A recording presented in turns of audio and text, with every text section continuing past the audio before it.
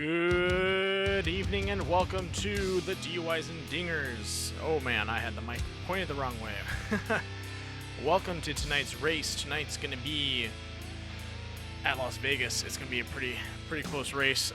Let's pull up the format for tonight's race. So format is going to be Las Vegas. We're going to be racing those Granger outdoor trucks, which are a lot of fun. Qualifying is almost over. We got, it looks like it's set for 5, but we're at 2 minutes and 56 seconds, and feature lap's going to be 90 laps, so nice all 9 laps around Las Vegas.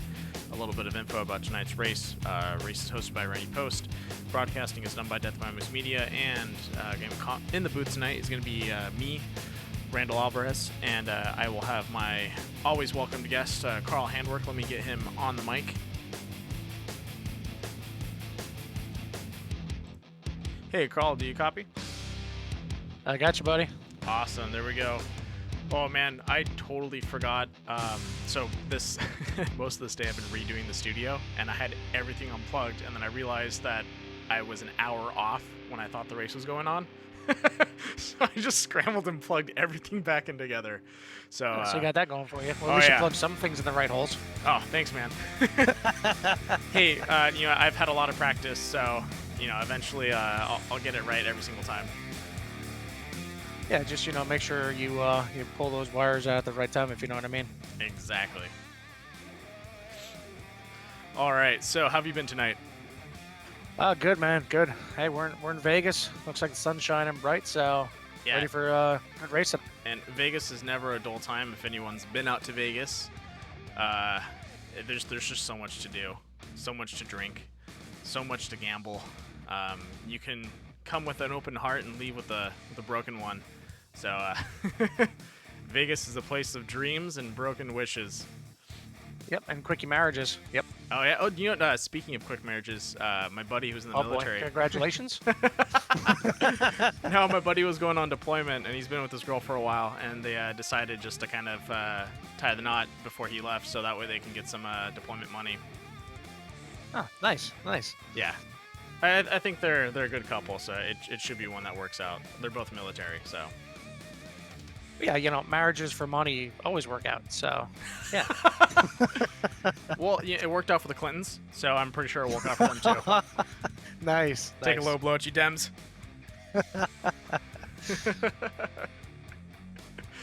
Oh, shit. All right, so, wow. What are we watching right now? Cut to the inside. That looks like, oh, de Bois, de Blue.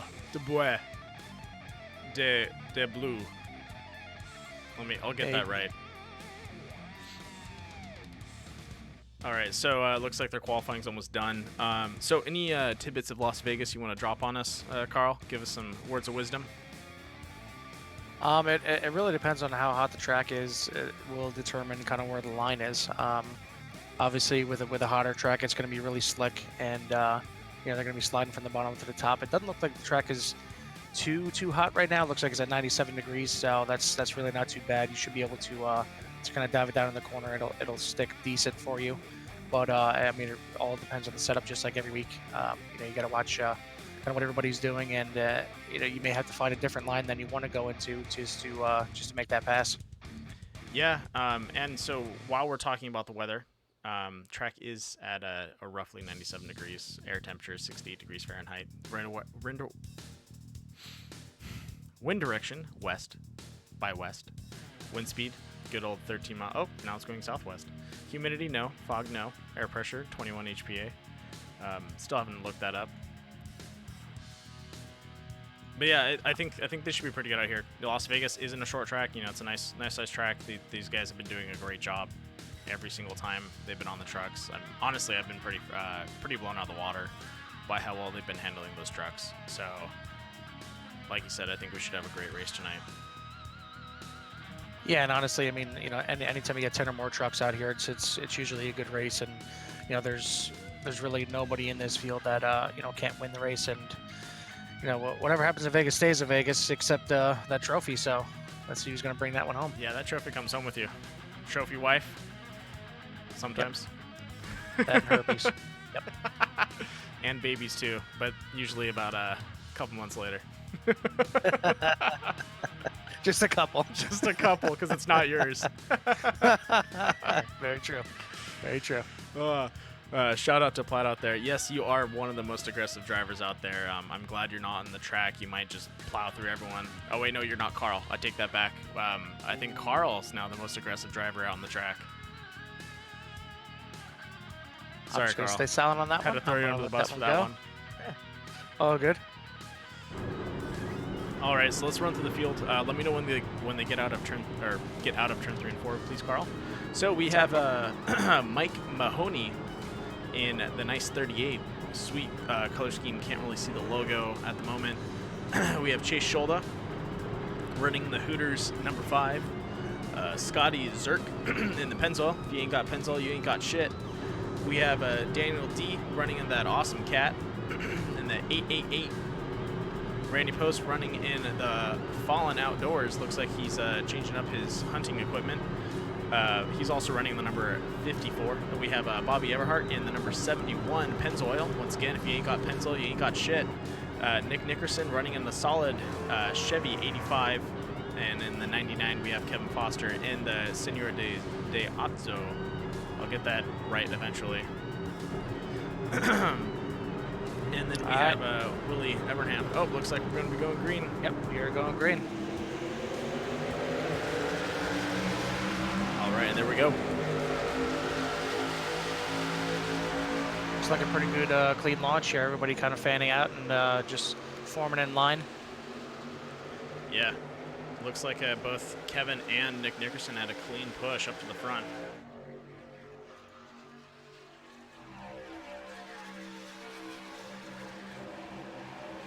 Yeah, it looked like qualifying-wise, Nick was, definitely a little bit faster than everybody else, obviously getting the pole. But I think if Kevin can kind of hang with him and just stay in his draft and maybe make Nick wear out his tires a little early, that's a chance he may have later in the run to maybe make a pass. Yeah, we'll definitely see what happens with those two as the field starts to stretch out. How long do you think these guys are going to kind of last out there on their tanks? It's really tough to say. I mean, it's really how much you're going to be able to draft in the pack here. I mean, that's why you really got to stick with somebody and kind of hang behind him, and that's what Kevin is really good at. He's really good at stretching out a fuel run, and same thing with tires. So I think if you're going to see everybody coming in the pits, it'll be Kevin that comes in last. So he'd be the one to watch for fuel mileage. But I think it's the series is usually set up pretty well that you kind of have to watch exactly when you come in, because the fuel strategy is usually like right on the halfway mark or right on the quarter mark. Mm-hmm. That if you pit that one lap early, that could screw your whole race up. Yeah. And as you can see right now, Kevin's not really fighting for position. He's holding his line, and that's really what you want to be doing out there. You're only 3 laps in. You don't need to be trying to fight back and forth for second and third.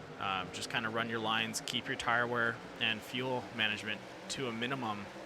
That way, you're going to outrun them in the long run, and you can pit when you want to. And that's kind of what we're seeing right now. And it's going to be interesting seeing both Nick and Kevin going at it with the pit strategies, just because Nick has been known to short pit when he feels like his times are not adequate enough to keep up with some of the drivers. And then having Kevin behind him who likes to really extend his runs, we might see a little bit of a clashing of, strategies out there.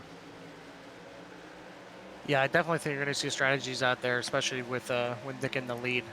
He's obviously a tough guy to pass out there, so you'll probably see Kevin try and stretch it, and Nick may not be going for a short pit, because usually when he's out front, he tries to stretch it out as long as he can and come in. But I feel that Kevin's just that much better when it comes to fuel mileage and saving tires, that he may be able to stretch it that one extra lap. So Nick may come out a little bit faster because it'll technically be a short pit for him, but that may be the opportunity that Kevin would need at the end of the race. But way too early to tell yet. They're just gonna spread out right now and just kind of hopefully cruise for a little bit. You see everybody just kind of single filing out right now. Yeah, and that's really what's just going to happen for a couple laps. So as these guys build up into the race, you're going to see it kind of spread out, like you were saying, and then from there we can really decide on what's going to happen with some of the drivers as we get towards that halfway point and it starts getting a little bit of pressure out there. Yeah, and really, I mean, with the way the track is right now, and it seems like the setup is pretty easy to drive, and that you can kind of dive it down there. It's really going to take until those tires wear off from the guy in front of you to be able to even set up a pass to make it around somebody, because it's not really a two-lane track. It may wear into that eventually, but right now it's pretty much the bottom's where you got to be. So unless you can set up a good run off the corner or kind of take a dive bomb in, it's pretty much going to be single file. Which is fine. That's that's a good racing point for these guys. Um, you don't have to be side by side to have a good race. Sometimes you need to line up, get that draft, and start pushing. Just like we had with last night between you and Platt going at it, and then deciding just to keep it single file, don't duel down the back straight on the second lap towards the finish, and kind of keep that gap between those guys that were coming up behind you. Yeah, and that's kind of what you see. I mean, you almost see maybe not two packs forming yet, but you see, kind of Nick out front, and then you have the group of three right behind him, and then from there it's kind of stretched out because the guys aren't close enough really to, kind of draft together. So that's why you see that front group kind of stretching out a little bit and kind of working together. As you see, looks like we got a potential pass here for third. Possibly, it looks like Randy might be setting something up. Yeah, it looks like falling back in line now, but yeah, I mean, if they just kind of work together and stretch this out, really the first half of the race, at least the first run, you just kind of want to feel out the track, feel out your setup, and just kind of ride smooth and try and make it run as long as possible. So that way it sets up for shorter runs in the second half. You don't have to worry about saving fuel in that last run, and just worry about being smooth. Yeah, you don't want to be rolling in on an empty tank. That gets scary. Yeah, if you're turning left and right because you're sputtering, that's never fun.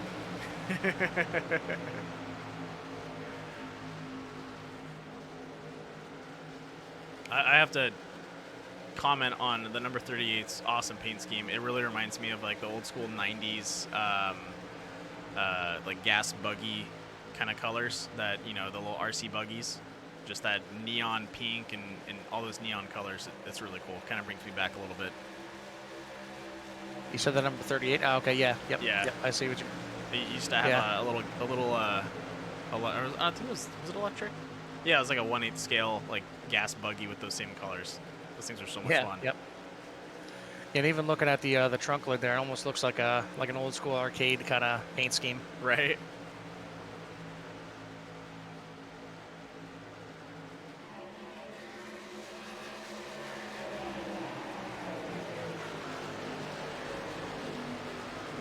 Yeah, only 12 laps into the run here, but you see the field really starting to spread out now, and you see, kind of why that front group is checking out. They're all just, nice single file right behind each other. They're not, looking to the outside, looking to the inside. They're just cruising, and that's why they're able to pull away from everybody. Yeah, and looking at the the spread of times right now, everyone the lap they just threw down, you're talking about tenths of a second, and very close, even within that range too. So like these guys are not really, too off. Like you could take the ninth place guy, Scotty Zink, and he's running a time that can keep up with Randy Post and Casey out there. So all these guys are within, the margin of error in the sense of like just where you're out in the field kind of just puts you in that spot. And if you work with someone, you can definitely gain a little bit more and make your way up the field. But right now it's kind of just you got to run your pattern and just keep going. All these guys have a shot. Yeah, it's all just about being smooth. I mean, the only reason that those guys up front maybe just that tenth of a second faster is simply because of the draft. I mean, Yeah. you seen it last night if you tuned in, how much the draft means, and how much it means when you're not in the draft. I mean, you're at of course it's Talladega, so it's all draft dependent, but you're talking 10 miles an hour difference there, and it's not that much here, but it's just that little bit extra. It could be 2 miles an hour difference, and that's going to mean tenths of a second on the racetrack. Yeah, and it's pretty nutty because in the beginning you really don't see a difference. You're going to see this, kind of stalemate with a lot of the drivers, getting a little bit of a draft, making some headway, and then kind of, rotating back or backing off a little bit depending on what happens out there. But like you said, when it gets towards the end of the race where people have kind of hedged their bets on their pit strategies, You're gonna see people that can work the draft and on newer tires and you know, yeah, sorry, on new tires and start working a draft and be behind, 4-6 seconds and catch up in one lap on, people that have stayed out on tires and are trying to draft just to keep that distance. Yeah, and that's where you start getting into pit strategy when you have, guys that end up trying to short pit because, you have guys right now, like say for instance, Casey, we still calling him Sandwich, or I'm what are letting we you going say with his for this last week? name. That's on you, dude. I'm not taking the Should first have brought him blunder up. at that. Foot and mouth. I believe it's Sawwich. So yeah, I believe it's Salwich. It's like an yeah, SOU. Is how yep. it's. Yeah, We'll Salwich. go with that. We'll go with that. So Casey, yeah, for instance, like he's back a little bit right now from the rest of the pack. Like just from Randy, he's back about 2 seconds. But that's a situation where right now it's not worth short pitting. But later in the run, when you're getting to maybe the last pit stop or even maybe the last two pit stops, that's where he would want to try and short pit and maybe go in 2 laps earlier than everybody in the front pack to try and close that gap because as you see right now, they're slowing down more going to the corners just because the tires are starting to wear that much. If he comes out with fresh tires, you make up that time real quick. Yeah, and we're already dropping down to 32-second splits instead of being a solid 31. So we're definitely seeing that big difference out there. Yeah, and that's exactly where you're going to pick up. You come in 2 laps early. That's 2 seconds you pick up on the track, and that will put them right there with the rest of the pack. Then all you'd have to do is just kind of hang on to their draft for that run, and then maybe short pit again. And now he's got the lead. So it's all a chess match. Especially when you got these long green flag runs. Yeah, and so we're gonna go ahead and ride in Kevin Foster's seat right now. Kind of show you guys a little bit of the banking and how much it really turns for these guys when they're coming to those corners. And you can kind of see the car in front of him, which is Daniel D, the double D out there. His suspension is really sinking in as they come around those corners. That having such a high bank really helps out just with those trucks, kind of keeping them to the ground, and giving them that artificial downforce. Looked like we actually did have, I don't know if it was an unscheduled pit stop or not, but we had a pit stop from Willie Everham. Yeah, it looks like when Willie he came in, he had a little bit of damage. Yeah, he was running a 33, so he either did some damage to his car or maybe touched the wall. But yeah, he definitely had some damage coming in, and looks like he might have used a fast repair because he got out there pretty quickly. So yeah, he might have just slipped on the maybe corner. an unscheduled pit stop for him, which might pay off. You never know. Yeah, I mean, once everybody comes in here, like right now, he's obviously going to be running faster times than everybody else. So that's going to help him kind of bridge that little gap. And then if everybody pits and there's all of a sudden a caution, now, he may go from dead last to first. Yeah, and one thing about DUIs and dingers, these guys don't do cautions unless there is a full field incident. So if you just turn yourself, there's no caution that comes out. So that's one thing a lot of these guys are kind of lucky with is they don't have to. They don't have rough entry. Yeah, rough entry there from Casey. Oh, now Casey from had Casey, 27. Yep. Uh-oh. The rough entry coming in there. He got it woed up in time and he didn't spin out, so that's good. That's good. But back to the with the cautions, if one of these guys spins and they're not in the middle of the track and they're able to get themselves off fast enough, they are not going to be throwing a caution out for that. So the only time there's a caution is once again if there's a huge pile up on the field and they need to re-rack it. Other than that, it's all on your own. You make a mistake, that's your fault. You gotta own up to it and work with it. Yeah, and this right here, this is where the guys that are behind Nick have really got to hit their marks. They've really got to come flying into the pit lane without getting a speeding penalty and really keep up with them because this is one thing that Nick is really good at. He's really good at pit entry and with having the #1 pit stall, it's really easy for a pit exit. So the guys behind him really got to be on their marks, or that 1.5, 2 second lead that he had could grow to 5 second lead real quick. Yeah, and it looks like he's going to try and get out ahead of Daniel right now. And Daniel's coming into that corner, so I don't know if he's going to be able to. Daniel did pit earlier, and it looks like that might pay off for him, jumping up to 4th. Yep, there we go. He's in 4th place. Nope, pushing up past Randy Post. There we go. Yep. Now Daniel was in 2nd, so this might have not paid off too much for him. Hopefully he was, probably hoping to catch up to Foster, but it looks like he's gonna definitely fall behind. Yeah, and that's where, if we had a clock on kind of the time where they started slowing down to get into the pits, and then the time they're back fully up to speed, a clock on Daniel compared to a clock on Nick. I mean, just rewatching their pit entry, Daniel was a lot more hesitant, and he slowed down a lot quicker to pit road speed, where Nick, kind of sent it in there, and he was slowed down pretty much right at the cone, and that's a difference right there. I mean, that's a difference of 3.5 seconds. So I actually do have a clock on 3.5, that, if you guys want a breakdown on that. So the Daniel pitted, or his lane entry was 40.2 seconds, so in and out of the lane, and Nick Nickerson was a 39.4. Almost matched up by Kevin Foster with a 39.6.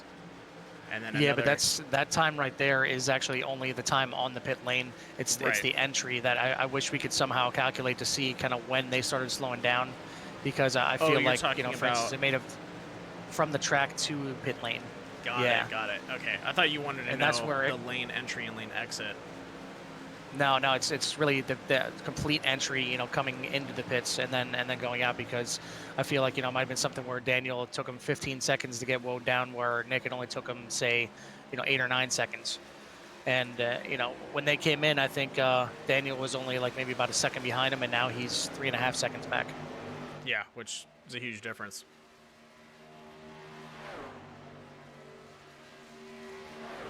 So now, honestly, I mean, even though I know Kevin doesn't want to, back up and lose more time to Nick, but this is a situation right here where it actually probably would be better if he, just kind of woed up a little bit and let Daniel catch him, so they can kind of get that same draft going again, and maybe, on this run or maybe on the next run, try and stretch that fuel mileage maybe one lap longer to, at least give them a shot of, maybe stretching all the way to the end at a certain point, or, taking a little bit less fuel on that last pit stop. Yeah, they definitely can work together on that. It's just, it kind of the ball's in Kevin's court right now. He can definitely slow down, but it looks like Randy is going ahead and pushing with Daniel, so we might actually see those two working together just to get around Kevin Foster.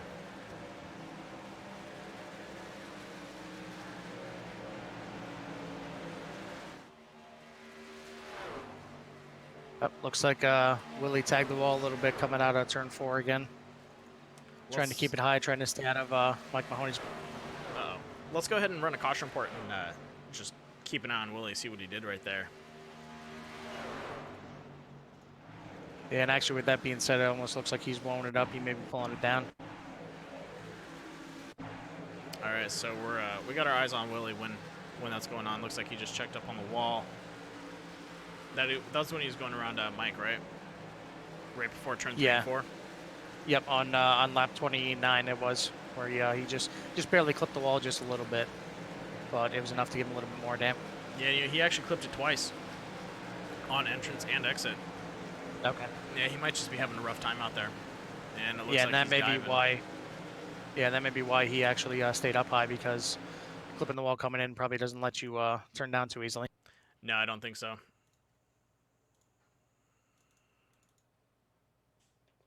All right, back to the live scene.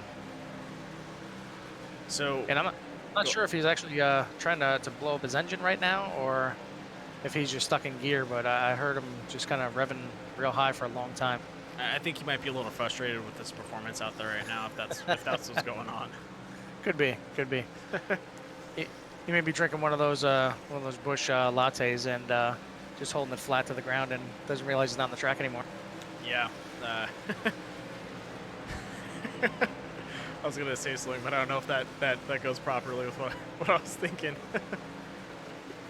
But yeah, one too many lattes can really send you over the edge.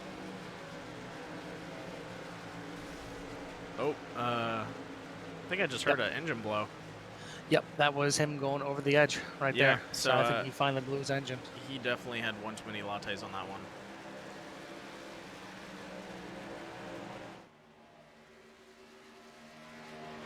I wonder if he's just maybe upset with his first run that he had to come in and do a fast repair.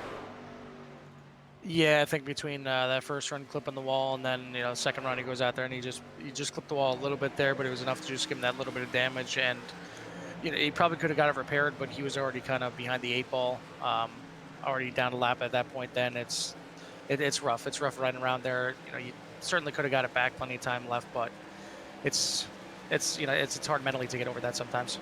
Yeah, it really is.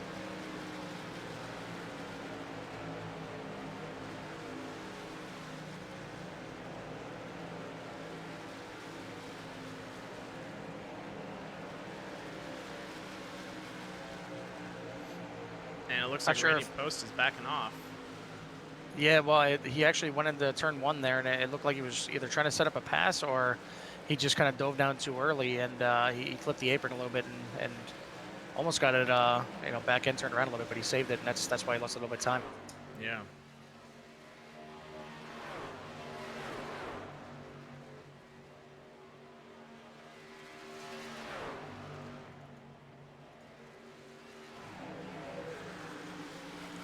Looks like Mike Mahone going for a pass around Scholda, trying to lap him. Scholda not wanting to give it up, though.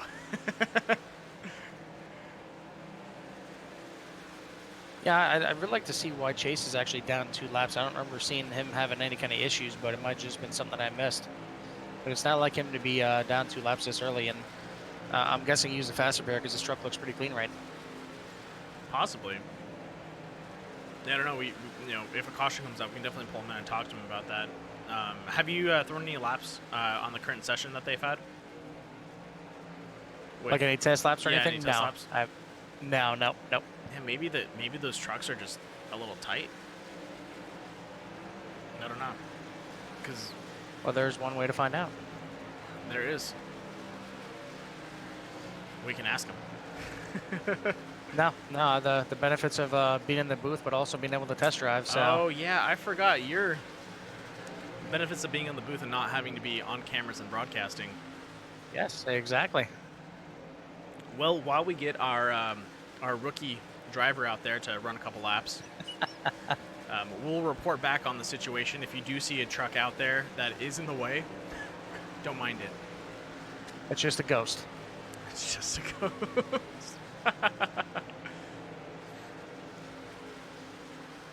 Speaking of which, I just realized I have something cooking in a crock pot, and I was supposed to take it out 30 minutes ago. It's probably a little charred by now. Nah, in a crock I mean, if pot, you're going we for a have slow some. cooker, you're good. We have some. What's up? I said if it's a slow cooker, you're good. Yeah. Yeah, we're going for a slow cook. It's just gonna be extra tender. Wow, dude, everyone right now is throwing out some pretty decent times. Oh, and we have the caution out. That looks like possibly Scotty. Scotty doesn't know what he did. Let's find out what he did. All right, Scotty, what happened?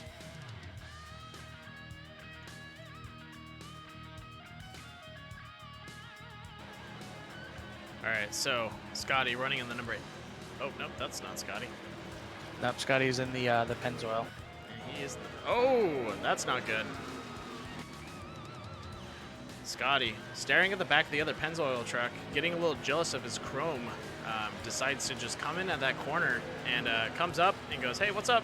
Touches the bumper, throws the 71, does a little skip and a hop, tries to recorrect it, skips again after touching the wall, and yep, that is going to put Scotty in the danger zone. It looks like Bobby Everhart is also pretty damaged. Hopefully he goes in and gets some repairs too, but wow, that's rough. Yeah, it looked like Bobby got a little bit high coming out of the corner and tried to save it by coming down low, and that came right in front of Scotty. He kind of had nowhere to go. Yeah, And no. then when Scotty bumped him, sent him into the wall, and it was just kind of a chain reaction. Yeah. Tough spot to be in. Yeah, there's honestly not much you can do. Those guys are riding pretty high to the outside wall, and that's just what happens.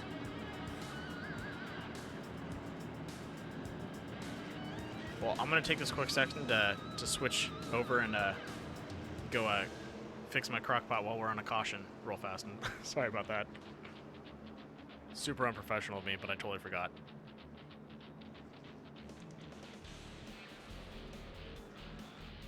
Oh, did we just see someone blow an engine? Hey, Carl, you there? Yeah, I'm here. Yep. Did I'm just Bobby trying to just talk blow to his them, engine? but I did hear somebody blow their engine. I think Bobby just Not sure blew. who that was. Yeah, I think he just blew his engine. That's a bummer. All right, I'll be right back.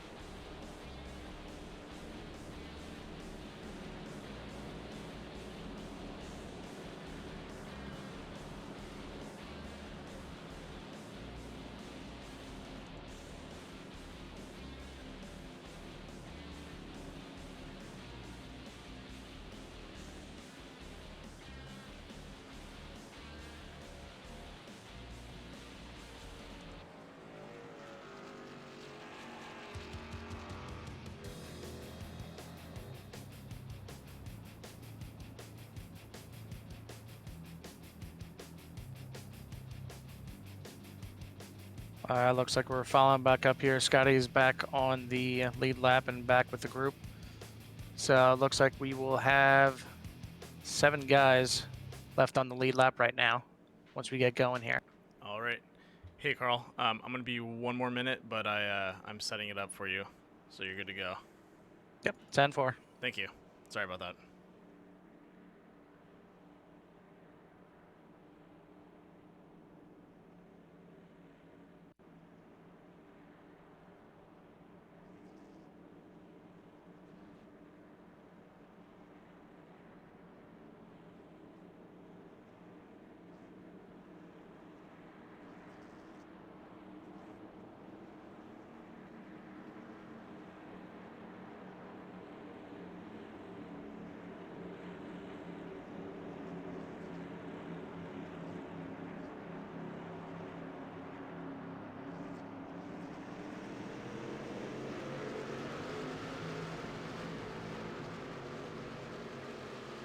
All right, we are green. And it actually looks like we do only have 6 guys in the lead lap. Scotty is still a lap down, as well as Chase Scholda. And it looks like Bobby Everhart is all repaired, coming out of the pits, getting a little squirrely, but he'll be back on the track. May get a penalty for that, but he's back in the running at least.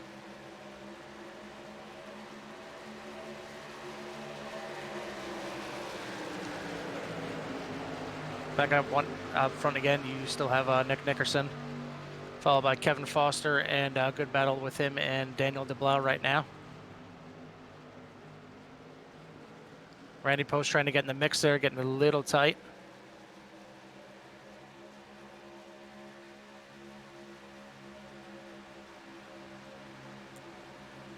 Randy looks like he pulled a nice little crossover. I don't know if he's going to be able to stick it down there. It gets a little tight in the bottom.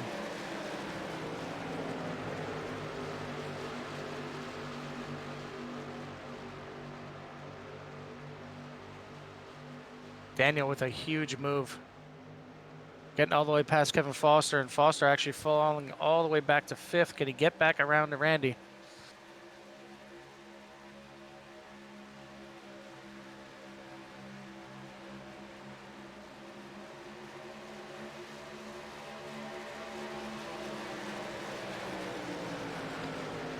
Randy pushing up just a little bit, getting real close to Kevin there, but looks like Kevin does complete the pass.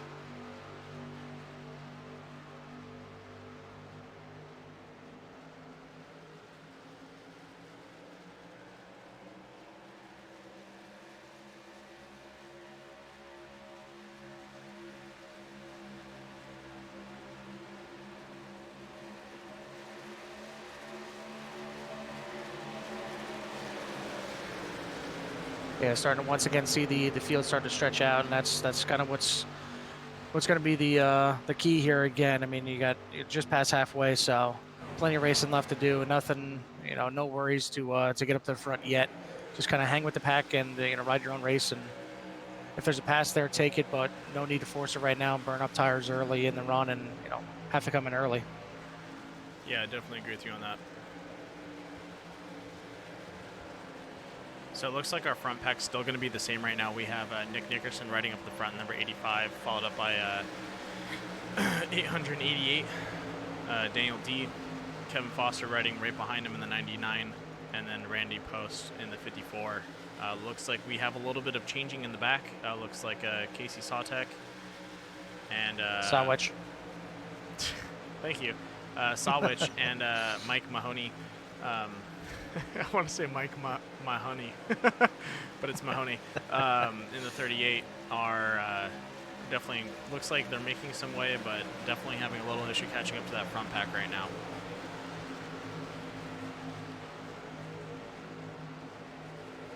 Yeah, I think the only person that's really got to worry about pushing, or should I say the only two people, are Chase Scholda and Scotty Zerk right now. One of them is going to get the lucky dog if a caution comes out. So yeah, whichever the two of them are ahead, they're the ones that got to push and make sure they're ahead of the other person. And right now that position goes to Chase Scholda, and he's really hoping for a caution right now. I mean, with his field spread out, it doesn't help his chances, but he's in a position he needs to be. He's just got to ride it out and basically hope for the best at this point. Yeah, and I don't think Scotty's going to be able to catch up to him. Not unless something major happens. I mean, he showed signs. He slowly reels him in here and there, and then he has one or two bad corners, and Chase brings it back out. So they're about even right now, but it almost seems like Scotty has a little bit of an edge that he's just very slowly creeping him in. The only reason I maybe would say counter to that is just because Scholda is right behind Casey right now, so he has a better chance on really pulling in on that draft than Scotty does. He's got more of a different distance between him and Mike. Oh yeah, that's definitely true. I was actually looking at Mike your honey, and I thought that was Chase. I didn't realize Chase was actually ahead of him. Yeah. So dude, I did it like 3 times. I was like trying to match numbers. I'm like, they're out of place. Yep. I noticed the arcade paint scheme, and then I'm like, oh no, that's not Chase.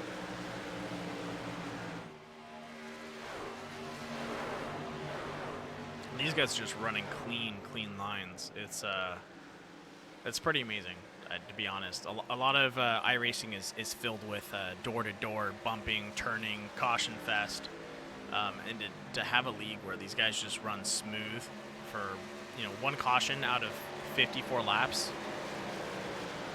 and they're driving trucks. Dude, that is some solid racing out there, and it looks like Randy setting himself possibly up for a pass. I don't know if he's going to go through with it. He's been looking low for a while. He's riding that real low line, right tied up against that apron, and Kevin almost seems like he's kind of running that second line, and it's just enough to keep Randy down there. And Randy gets close to getting a side of him here in turn 3 a couple times now, but he pushes up the track because he's really trying to take a lot of speed down at the bottom, and it's really hard to hold. Yeah, no. And you need that space to swing back up, and he just doesn't have it because of where Kevin's at. And there he goes again. Looking for that inside pass. Kevin's at a good, almost, dropping down and blocking it. Yeah, and really, I mean, if Randy wants to get past Kevin, he's got to do it quick. He's got to just make a bold move and really force the issue, because if he keeps riding down here, all he's doing right now is burning up tires. Kevin riding that second line and then kind of diamonding off and coming down the bottom.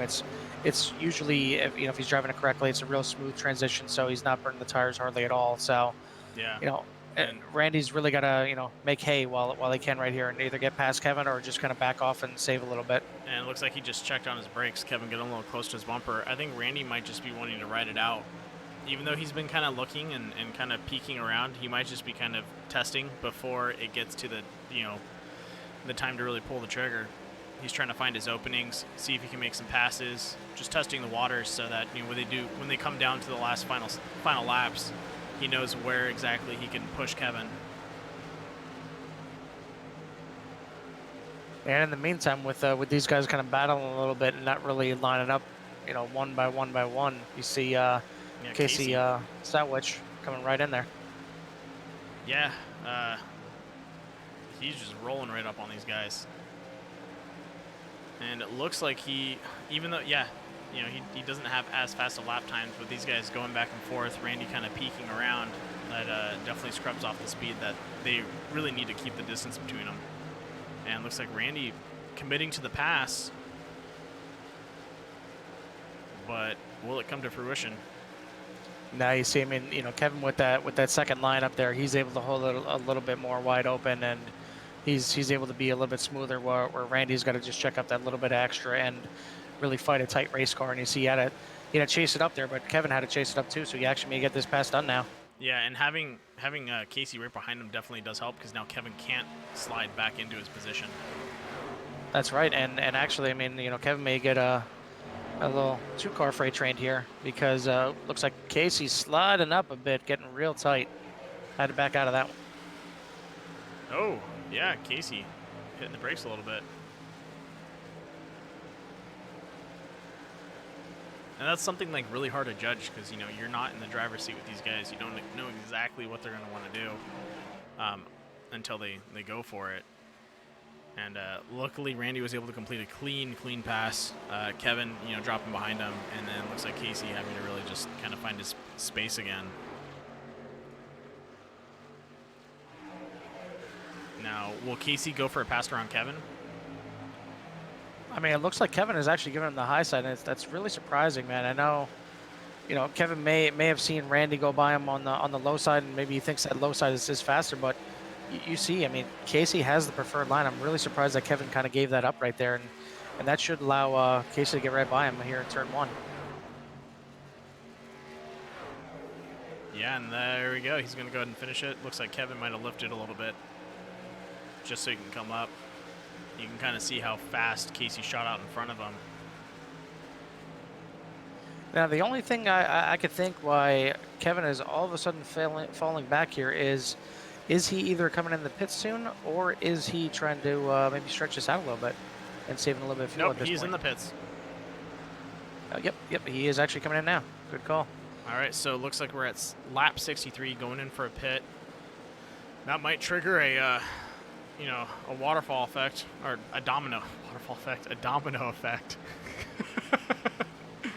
Yeah, because that's what we call the domino effect. It's waterfalls. It might trigger a domino effect for all the other drivers out there to either think about pitting in the next 2 laps.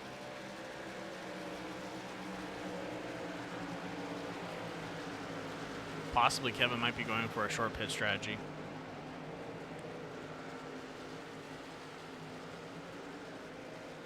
And actually, while Kevin was in the pits, he almost got really caught out there as Chase Scholda actually caught the wall in turn 2 and really had to save it coming down the track. Uh-oh. If he doesn't save it there, yellow flag comes out, and that just really hurts Kevin's chance. Yeah, because now everyone gets a chance to drop in. Although, if everyone decides to drop in, Kevin's already finished his pit. He gets to run around a couple times, take the lead, and then start with the lead. Yeah, but the only problem is with him going to the pits, they actually will lap him while he's in the pits. So you see, Yeah, you're you know, right. Kevin is actually a lap down right now. So if the caution would have came out, he would have been stuck, and A lap he would have behind. got his wave around, and he would have been back on the lead lap, but he would have been all the way in the back of that pack. Just like getting an EOL, so he would have been back of the line. Man, that would have been tough. Yeah, yep. But in the meantime, you see Casey in the pits, and it looks like Mike Mahoney walling up to get the pits. Yep. And Daniel as well. So the only two left out there are going to be Nick Nickerson and Randy Post in 1-2 right now. We're going to go ahead and ride with Mike Mahoney right now as he goes in and grabs some tires. Let's see what he gets. Or fuel, if he decides to even get tires.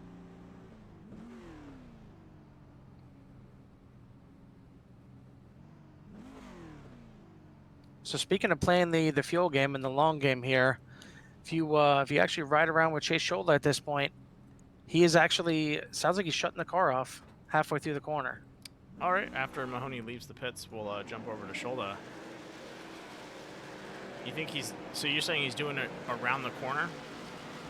Yeah, it sounds like going into the corner, he's shutting the truck off until about halfway through to really save as much fuel as possible. Oh my gosh, yeah, I can hear that. Is he just, he's just stepping on the clutch, huh? It sounds like more than the clutch. It almost sounds like he's actually shutting the ignition off halfway through. Yeah, yep.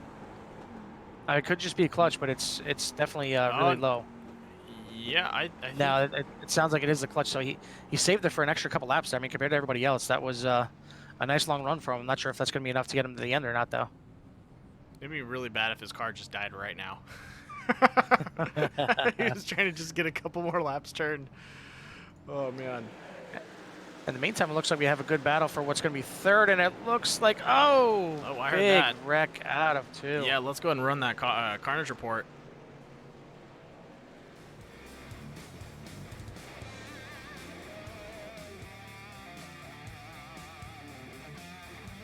All right, here we go. We have number 27, Casey Sowtek. And then Sawich. And then the number 888, which is going to be Daniel D. Oh, and Casey just catching the inside of him and turning him up. Let's watch that one more time, maybe from a different angle. After, oh no, I had that wrong. It looks like, ooh. Yeah, and it looks like Daniel got a little bit loose. He might have tapped the apron a little bit. Yeah, I think so. Got a little loose and kind of slid up. And if Casey wasn't there, it may have been a situation where he could have saved it, but it was just that was going to be a rough situation one way or another, and unfortunately Casey gets taken out with it. Yeah, I want to see it one more time. I don't think Casey did touch him, but I think he might have gotten himself loose. Oh, you're right. Yeah, he touched the apron, and then it just started sliding from there. Bummer. And that is our carnage report for tonight. Whoops. Sorry about that, guys. There we go. Wow. So, looks like Nick's still staying out. Did Nick drop in for a pit? I might have missed that.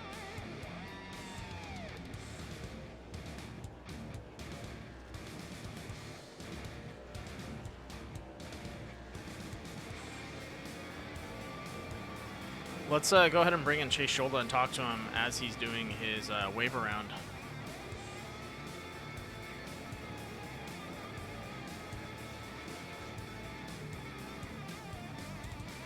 Hey Chase, this is Booth. You copy? Yeah, I got a copy. What's up? Hey man, so saw you coming around those corners. Are you shutting off the engine or just putting on the clutch? No, I was just clutching it. Okay, yeah. Carl picked that out of the race. He's like, sounds like he's shutting off the engine around those corners. How many laps do you think you're able to get out of that? Well, I didn't start clutching it until I'd say maybe 4 or 5 laps before I went down pit road. So I think in about 4 or 5 laps, just clutching it maybe through one turn. I'm sorry, 2 turns. I'd say I could get a full lap out of that. Something close to that. So I was looking good. I probably could have stretched the next tank to the end. Oh wow. I was a lap down, so I don't know. Am I getting the wave around here? I believe you should be. All right, cool. Yeah, so that would Yeah, have yeah. You should be got the wave around here, so you're back in the lead lap, and now you think you're going to be able to make it to the end here? yeah, I think so. Especially since we're in the caution now. I think I could have made it if we went green. Oh wow. All right, man. Well, hopefully that turns out for you. We'll see what happens. All right, sounds good. Thanks, guys. No problem. Thank you. There you have it. Stepping on the clutch, letting off a little bit of stress off that engine, save some fuel.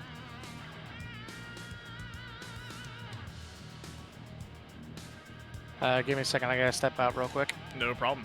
So right now in the lead, we have still Nick Nickerson holding strong, followed up by Kevin Foster and Randy Post in the 54. Those three are what we're looking at right now in the top. And we're 20 laps till the end. So you're talking about we're there. This is it. This is the finishing stretch, and we're pitting. No more stopping in. These guys should have already really gotten things nailed down. So we'll see how all the strategies paid off. I haven't caught Nick pitting, so I don't know what exactly is going on with him, but I have seen Foster and Randy drop in for the pits. So actually, scratch that. I'm looking at my. Let me look at my pit stops, so you guys can see also.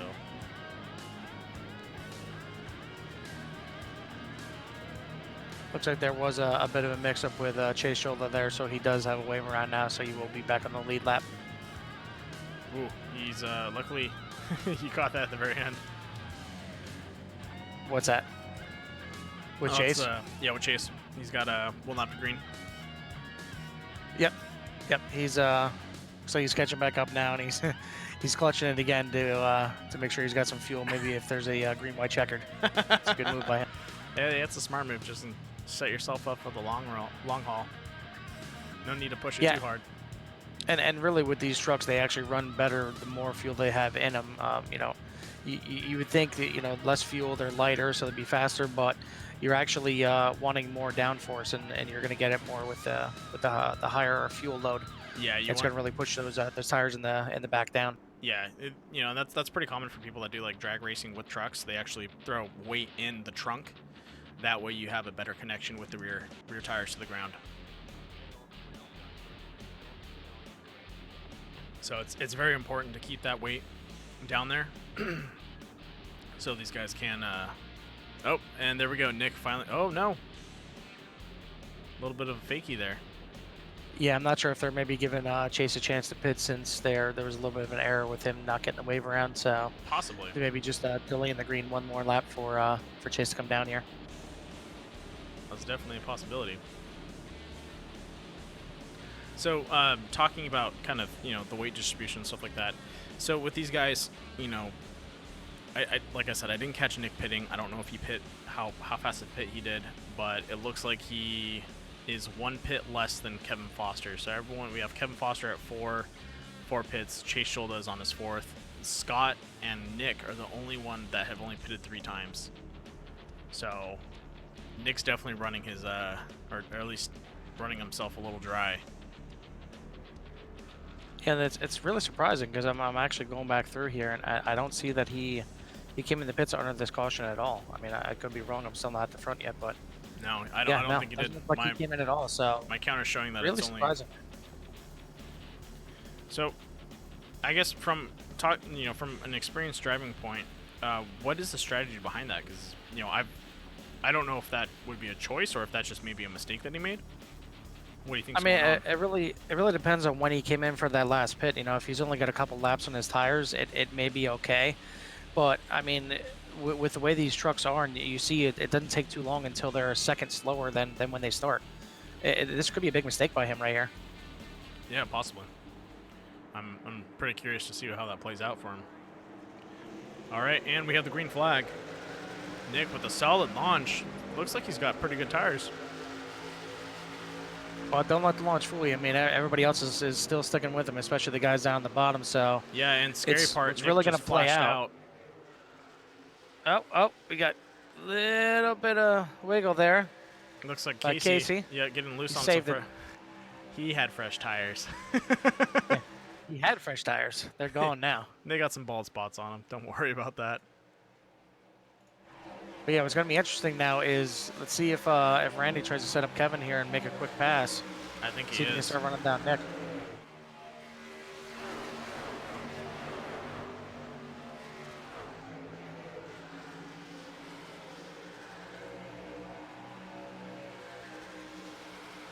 Yeah, still Nick with the lead. So definitely Nick stuck out there with older tires. He's definitely got something with a little more grip on it.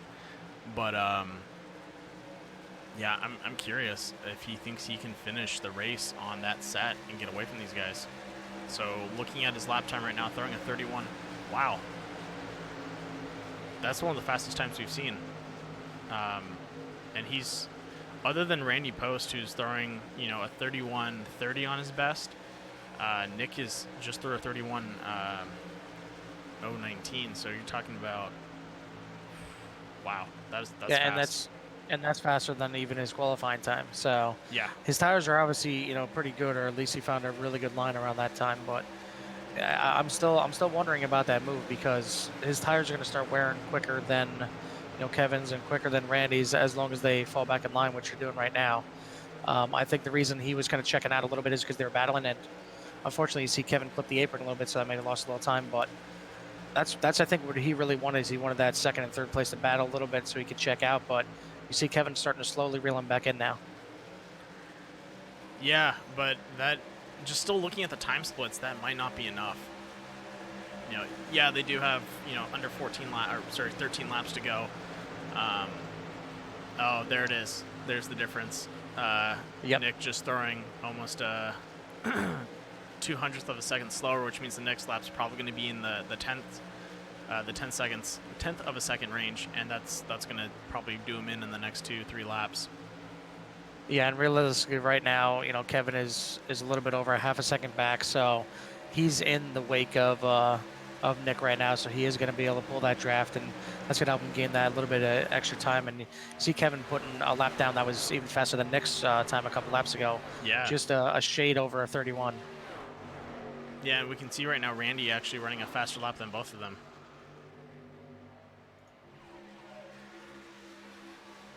Did they just shave their best lap time again? Yeah, they actually did. Yeah, because I was just Nick, looking at that. Nick actually ran just under 31. Wow, Randy went faster. Look at that, 974.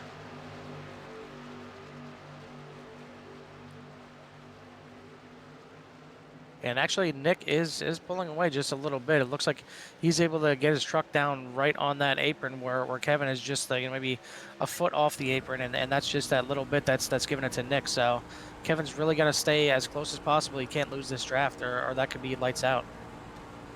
Yeah, and that's pretty scary because you want to be able to keep up with someone, and you think that this guy didn't go in for a pit. He's definitely on worn tires, and he's maybe starving for some fuel.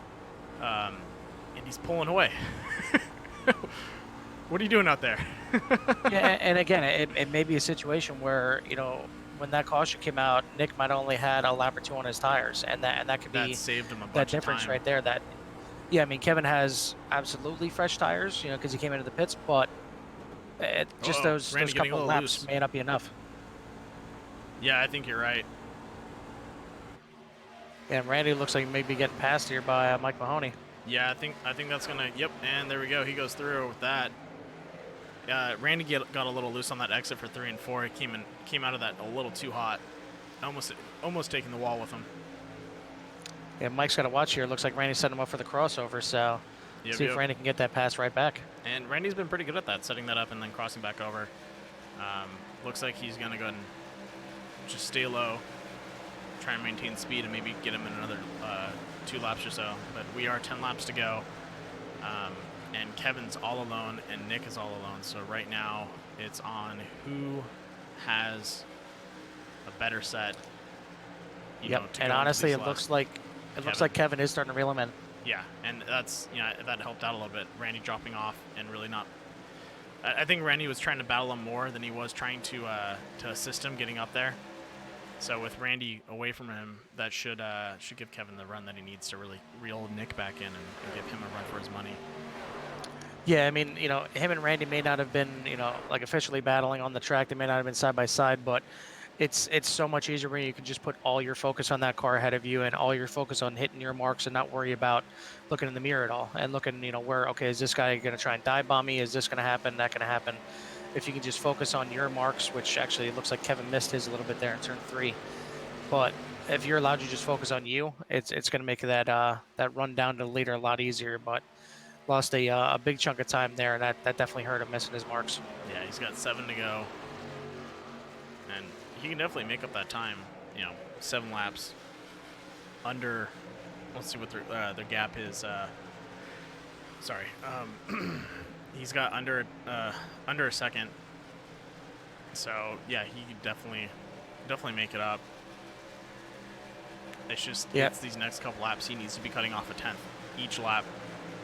And it looks like he's still not able to do that. Nick throwing down some amazing times. Oh my gosh. I can't get over that. It looks like Kevin is able to drive it a little bit better in turn 1 and even get a little bit faster exit off of turn 2, so he actually catches him on the backstretch. But then the last couple of times, Nick is able to stick his truck down, same thing all the way on that white line in turn 3 and 4, where Kevin just doesn't seem like he can get all the way down there. I'm not sure if it's tires are worn out a little bit from battling with Randy those couple laps or what, but I mean, he definitely reeled him in on that lap right there, but it's not going to be enough if it's just going to be, half a tenth a lap. He's really got to start making a charge here quick. Yeah, and it's kind of scary just looking at their breakdowns of times right now and what's going on.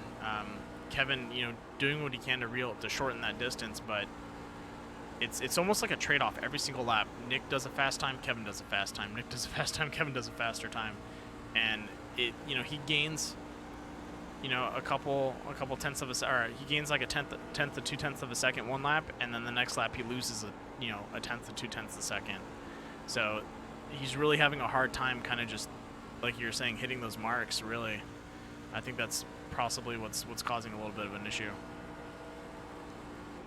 Yeah, and it seems like it's really all in turn 3 that Nick is just getting through turn 3 so much better than Kevin, and that's that tenth of a second that he's able to hold on him every lap. Yeah, and I'm honestly really curious if Nick does make it into the podium with these 3 laps to go. Most likely will. How is he pulling this off with only 3 pits? And it looks like Chase going in for a 5th pit.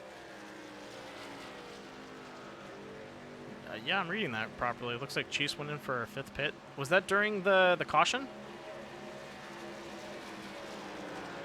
He did get that extra pit right before the end there. Yeah. Yep. Interesting. Because remember, he was allowed to come into the pit when they extended the green flag 1 extra lap, so that was probably the extra pit that he got. Yeah, I thought he was still on the run. I thought he already pitted in and was ready to go with his fuel, but it looks like he definitely took a 5th one on that. As the great Dave Chappelle once said, "I plead the 5th." Yeah, and honestly, looking back here, actually, going back a little deep in the race here, when Nick pit, he literally came out and the yellow flag came out the next lap. So he only had 1 lap on those tires. That's why they're holding up as well they are. Oh, okay. Wow. So it was just perfect timing. I mean, if the yellow comes out 1 lap earlier, he's trapped in the pits, or a lap later, and it's he's probably coming into the pit with Kevin. All right. But as we come into turn 3 and 4, we have the last fight between Mike Mahoney and Kevin Foster. Kevin slowing down a little bit, coming out of that corner. That's going to give Mike the ability to get ahead of him. Kevin's going to dive down deep. Can he cut it? Oh, and Mike beats him to it. Oh, wait. Oh, there we go. It just updated. Mike taking 2nd place away from Kevin Foster. That is a tough run.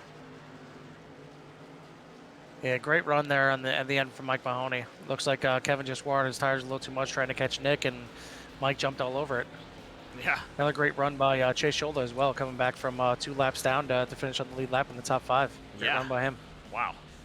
A little curious. Yeah, I'm a little speechless because that's some solid driving by Nick, and he just got lucky on that pit. And then Mike coming all the way back from wasn't he a lap down too? No, I think other than going in the pits. it was Scholda and Scotty. Yeah. Other than going in the pits, going a lap down here and there for that was the only time he was lap down. And Nick just tossing the truck around.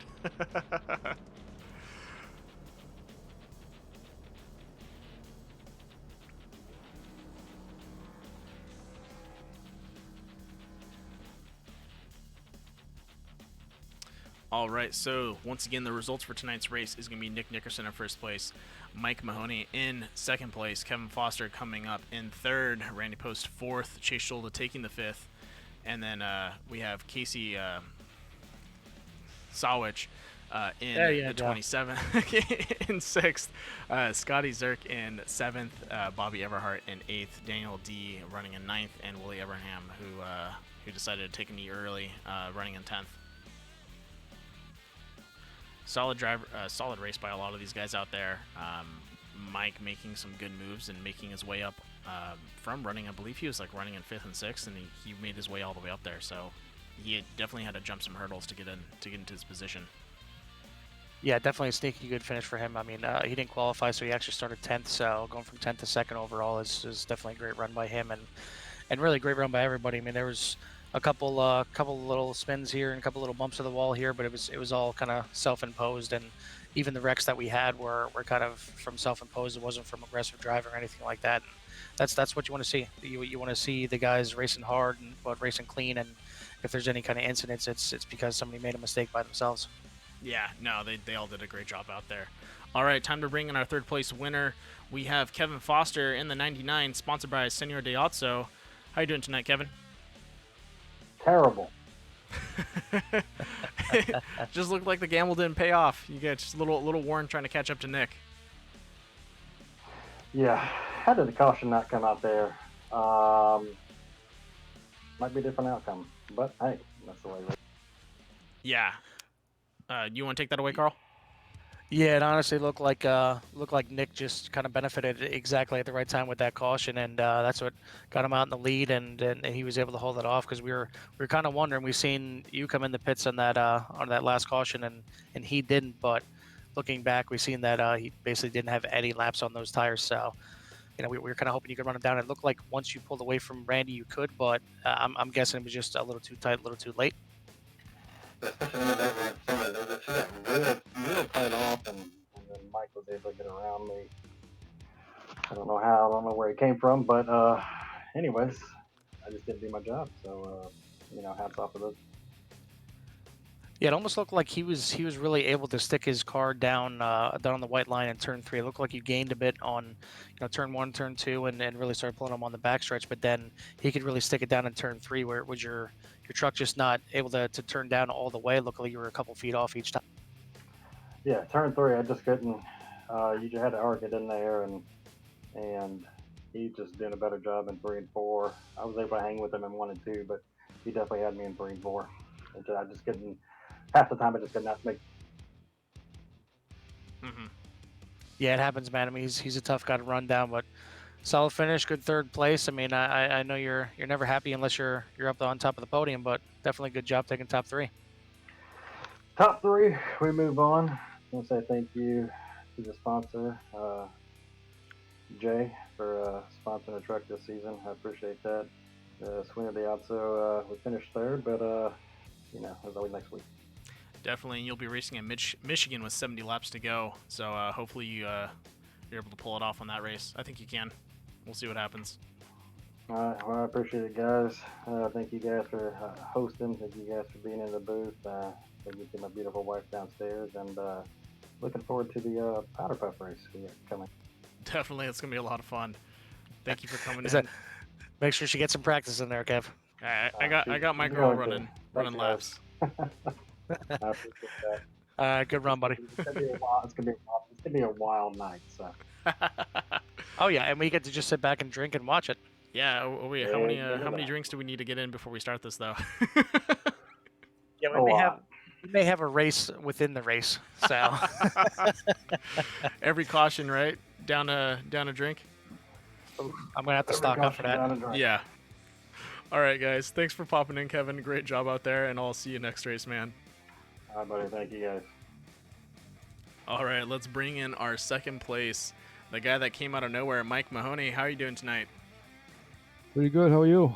Doing really good. You had a solid run coming up and catching up to Kevin Foster there.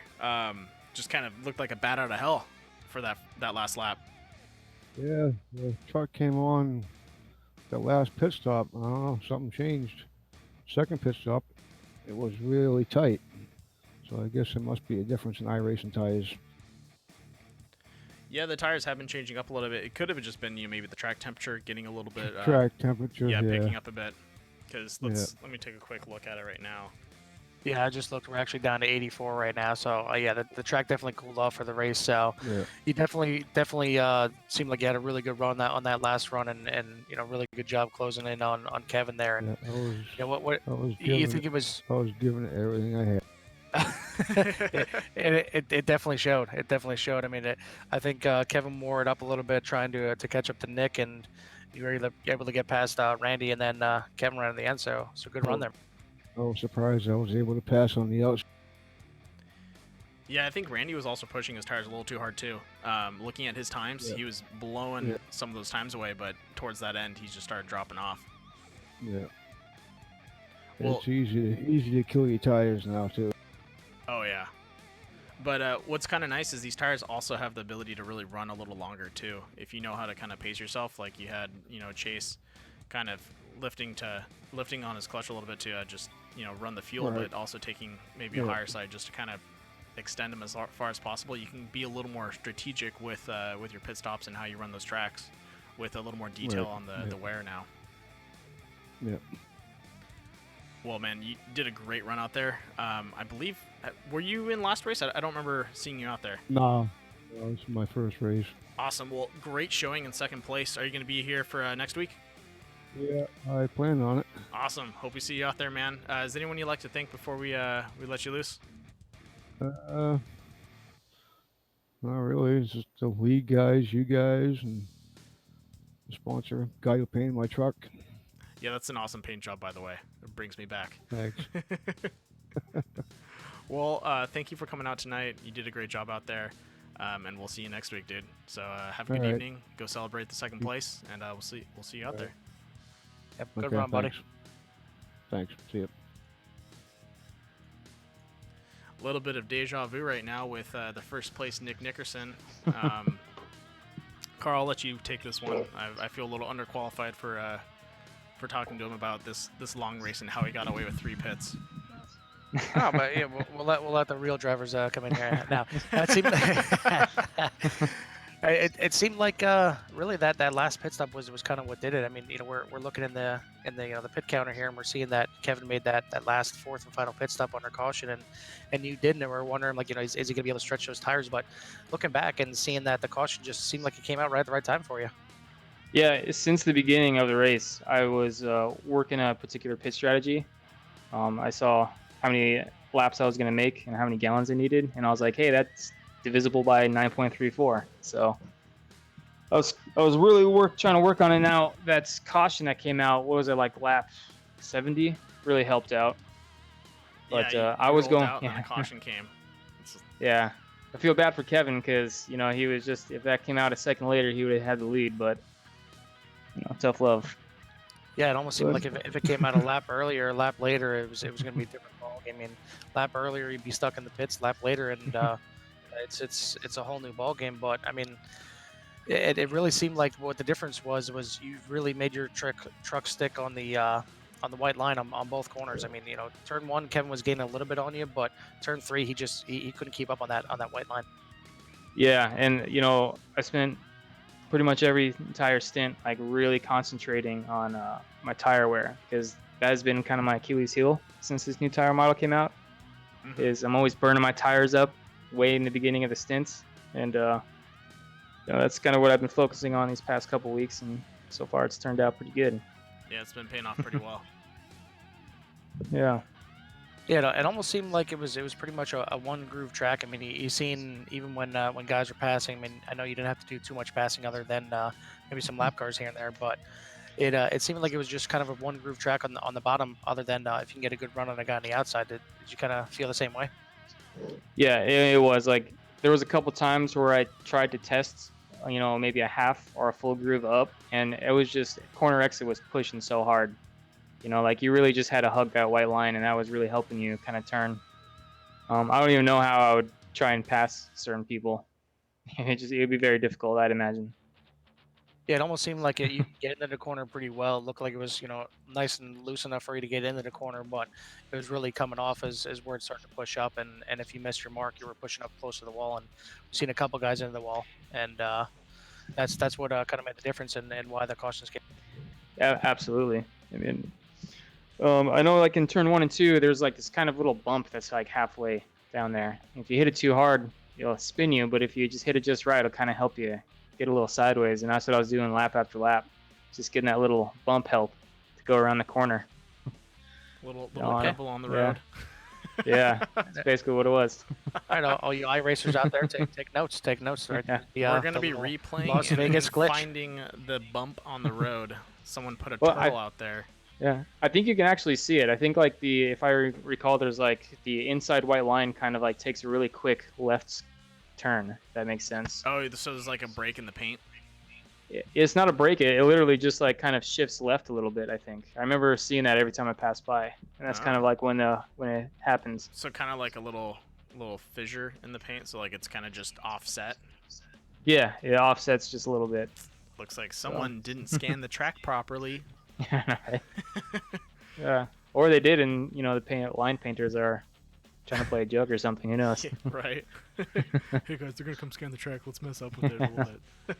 All right. Well, shit, dude, you had a hell of a run. I don't know how you keep doing it up in the front. That's you're saying that you're having a lot of trouble out there and having to work with these tires, and yet you're bringing in first every single time. I feel like you're lying to us a little bit. You're just underplaying it. Yeah. Well, it's no cakewalk. That's for sure. No, it definitely is not. And that's what I love about these leagues is it really helps me get in tune with like working with this new tire model and like what I'm supposed to do, because man, I would probably get destroyed if I went to some official races in the past few weeks. But learning a lot in these leagues. That's why it's a lot of fun. Yeah, it's kind of nice to have core DUIs and a couple other leagues. I believe you're in Bandit now, right? Yep.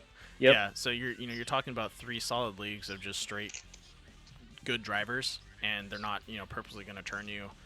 If there's a mistake happens. But most of the time, these guys drive very well. They drive very careful, and they all kind of know their shit. So it's really nice to kind of be in a group where people are really focused on their sportsmanship and their driving out there. Absolutely. Not worried about just turning someone just to make a couple places. Absolutely, and it's nice that all these leagues kind of have the same drivers in them. That's like a real big part of racing is like knowing other drivers and how they drive. If you need to be cautious, or can you race them? Oh yeah, that's every sport. You got to learn people's mentality out on the track or on the field. If you know their mentality, you can play to it and maybe set up a game plan to beat them. Absolutely. Yeah, I mean it's almost like they talk about poker players knowing each other's moves and when they're bluffing and things like that. And it's I'm sure it's the same way on the track, and it seems like when you get out front and you're leading, and you can set your own kind of pit strategies, and especially with these leagues, you can do that. I mean, you have your green flag runs and you have your green flag pit stops, and when you're out front, you're setting your own strategy, and it doesn't matter what anybody else is doing. It's when you're kind of chasing it and when you're doing the short pits that I really like to see that, because that's where I think the real strategy comes into play. It makes you think a little bit. But I mean, tonight you didn't have to worry about that. Up front all night and running it down. I think we need to bring Michael Campbell down here to come race in DUIs and Dingers. Give you a run for your pit strategy. I would love that. Any competition is very welcomed. Yeah, he's a really good guy. He definitely I think he excels on long races. I enjoy watching him race because he's I would say like a slow, methodical racer. He'll take his time and really set himself up, and he's won a couple races like that. Just very, very detailed in his execution of his plan. Ah, a little mathematician. I don't know, Carl.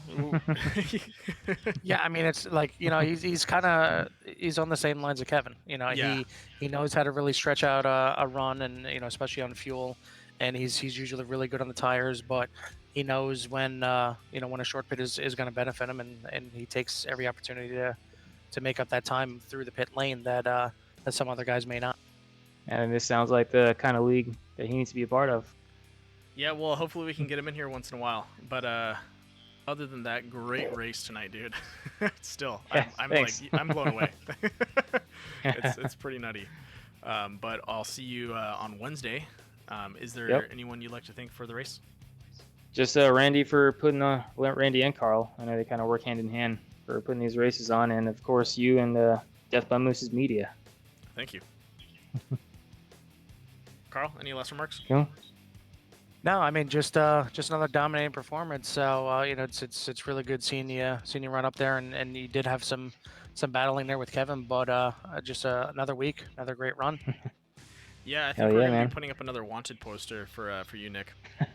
We're gonna start a Hey. poll on you. Come Cool. on, we'll hold hand in hand and just watch everybody else try to take us out. I am looking forward to that Bandit League because, last week at Lime Rock and this week coming up on Daytona is doesn't really show the potential. But in Atlanta, man, there's some fast guys in that league. I was kind of getting a run for my money, so I can't wait for week 4 and on. Let's see how it's gonna go. That might be some good racing.